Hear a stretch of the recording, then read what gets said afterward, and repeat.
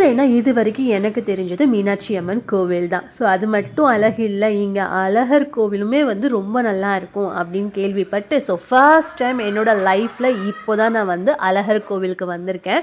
ரொம்ப ரொம்ப அழகாக இருந்தது, பேருக்கு ஏற்ற மாதிரி. அதுவும் அந்த கோபுரம் வந்து எனக்கு ரொம்ப பிடிச்சிருந்தது. அழகர் கோவிலுக்கு முன்னாடி வந்து 18ஆம் படி பாண்டி கருப்பண்ண சுவாமி கோவிலும் இருக்குது. அதை பார்த்துட்டு அப்படியே நான் உள்ளே வந்தேன்.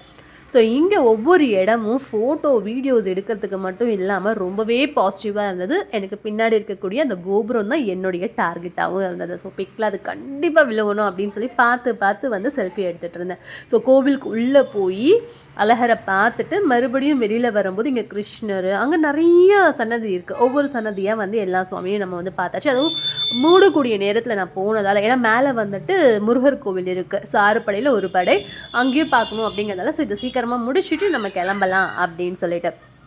ஸோ அழகர் கோவிலுடைய வரலாறு, அதுக்கப்புறம் வந்து பார்த்திங்கன்னா நிறைய ஸ்பெஷலான டேஸ், அது எல்லாமே நான் வந்து பார்த்துருக்கேன். ஆனால் நான் நேரில் போய் பார்த்தது இதுதான் ஸ்பெஷல். எனக்கு ரொம்பவே பிடிச்சிருந்தது. அது மட்டும் இல்லாமல் அங்கே நிறைய குரங்குகள் இருந்தது. கூடவே வந்து பிரசாதமும் வாங்கி சாப்பிட்டேன். ஸோ அப்படியே இந்த பக்கம் திரும்பி பார்த்தா பெரிய பெரிய அருவா தானே அது, ஓகே, அது இருந்தது. எதுக்கு அப்படின்னு பார்த்தா, ஸோ கருப்பண்ண சுவாமிக்கு வந்துட்டு இதெல்லாம் வந்து காணிக்கையாவோ இல்லை வந்து ஏதாவது வேண்டுதலுக்காகவோ வைப்பாங்க அப்படின்னு சொல்லிட்டு, அதுக்கு பக்கத்தில் போய் ஃபோட்டோ எடுக்கலாமேன்னு பார்த்தா என்ன இவ்வளோ பெருசுக்கு அருவா இருக்குது அப்படிங்கிற மாதிரி தான் இருந்தது. பார்க்கவே ரொம்ப வந்து பயங்கரமாக இருந்தது. இருக்கிறதுலே குட்டி சைஸ் இது தான். இதுக்கு பக்கத்தில் நிற்கும் போது இது நம்மளை விட இவ்வளோ ஹைட்டாக இருக்கே, அப்போ இருக்கிற இதை இன்னும் பெருசாக இருக்கிறதுலாம் நின்னோன்னா எப்படி இருக்கும் அப்படின்னு பார்த்துட்டு அப்படியே ஒரு அழகழகான ஸ்டில்ஸ் எல்லாம் எடுத்துட்டு பக்கத்தில் வந்து பார்த்திங்கன்னா இன்னும் நிறைய இருந்தது. ஸோ இதெல்லாம் பார்க்குறதுக்கே வந்து ரொம்ப பிரம்மாண்டமாக இருந்தது. இதெல்லாம் எப்படி தான் செய்வாங்களோ அப்படிங்கிறதையும் யோசிச்சுட்டே இருந்தேன். ஓகே, அப்படியே பிக்சரை எடுத்துகிட்டு கூடவே நான் என்ன பண்ணியிருந்தேன் அப்படின்னா, ஸோ இப்போ நிற்க வச்சுருக்காங்க பற்றி அதுக்கு கட்டி வச்சுருக்காங்க. ஸோ இதுக்கு பக்கத்தில் போய் நின்று அப்படியே ஃபோட்டோஸ்லாம் எடுத்துக்கிட்டேன். பார்க்குறதுக்கு நான் இந்த மாதிரி பெரிய பெரிய அருவா தான் ஃபர்ஸ்ட் டைம் நான் வந்து பார்க்குறேன்.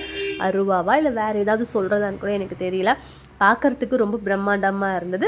அப்படியே அழகர் கோவிலில் பிரசாதம் வாங்கி சாப்பிட்டேன். ஸோ பிரசாதம் அப்படின்னா யாருக்கு தான் பிடிக்காது இல்லையா?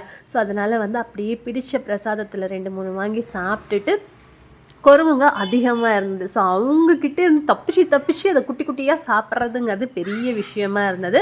மற்றபடி எனக்கு இந்த கோவில் வந்து ரொம்ப ஸ்பெஷலாக இருந்தது. ஏன்னா ஃபர்ஸ்ட் டைம், அதுவும் வந்து ரொம்ப அதிகமான வெயில் இல்லாத ஒரு டைமில் நான் போகும்போது, பின்னாடி பெரிய மலை, பெரிய ஒரு கோபுரம், மேலே வந்து மேலே வந்துட்டு முருகர் கோவில், கீழே வந்துட்டு பெருமாள் கோவில், இந்த பக்கம் வந்துட்டு கருப்பண்ண சுவாமி கோவில். ஸோ வித்தியாசமான ஒரு அனுபவம் அப்படின்னு தான் நான் சொல்லியே ஆகணும். இன்னும் ஒருத்தரை மட்டும்தான் காணும், சிவனை மட்டும்தான் அந்த இடத்துல காணும். இருந்தாலுமே வந்து ரொம்ப ரொம்ப அழகழகான கோவில், அருமையான இடம். ஸோ நீங்கள் போயிருப்பீங்க, பார்க்கக்கூடியல நிறைய பேர் போகலை அப்படின்னா, ஸோ என்ன மாதிரி நீங்களும் போய் உங்களோட எக்ஸ்பீரியன்ஸ் எப்படி இருக்குது அப்படின்னு சொல்லுங்கள். ரொம்ப ஸ்பெஷல். அந்த பேரை பார்க்கும் போதே வந்துட்டு எனக்கு அவ்வளோ ஒரு ஹாப்பியாக இருந்தது. நாங்கள் போயிட்டு வெளியில் வரும்போது இன்னும் நிறைய பேர் அந்த கோவிலுக்கு போயிட்டுமே இருந்தாங்க. ஸோ இப்போ நான் சொன்னேன் இல்லையா, பிரசாதம் முக்கியம் பிகிலு. ஸோ அப்படியே வந்துட்டு பிரசாதம் கிடைக்கக்கூடிய என்னென்னலாம் இருக்குது அப்படின்னு பார்த்துட்டு, தேன்குழல், புளியோதரை அப்படின்னு என்னென்னமோ இருந்தது.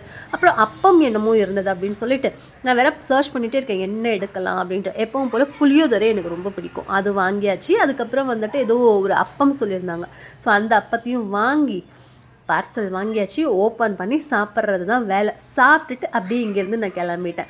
ஸோ இந்த மாதிரி நிறைய கோவில் வீடியோ மட்டும் இல்லாமல் நிறைய விஷயங்கள் கூட ஷேர் பண்ணுறதுக்கு நீங்கள் பார்க்கணும் அப்படின்னு நினச்சிங்கன்னா நம்ம சேனலை மறக்காமல் சப்ஸ்கிரைப் பண்ணிக்கோங்க. பக்கத்தில் இருக்கக்கூடிய பெல் ஐக்கான் ப்ரெஸ் பண்ணி ஆல் அப்படிங்கிற ஒரு ஆப்ஷன் இருக்கும், செட் பண்ணி வச்சுக்கோங்க. ஒவ்வொரு டைம் நான் வீடியோ அப்லோட் பண்ணும்போது உங்களுக்கு நோட்டிஃபிகேஷன் கிடைக்கும். இது மட்டும் இல்லாமல் வீடியோ பிடிச்சிருக்குன்னா லைக் பண்ணுங்கள், என்ன மாதிரி வீடியோஸ்லாம் கொடுக்கலாம் அப்படிங்கிறது சொல்லுங்கள். இதுதான் அந்த அப்பம். அந்த அப்பம் வந்து ரொம்ப டேஸ்ட்டாக இருந்தது. அது கோவில் பிரசாதம் அப்படின்னாவே கொஞ்சமாக கிடைச்சாலுமே வந்து அது வேறு லெவல் அமிர்தம் தான் இல்லையா? ஸோ அதுவும் சாப்பிட்டுட்டு அப்படியே கிளம்பிட்டேன். நெக்ஸ்ட் வீடியோவில் பார்க்கலாம். பாய்.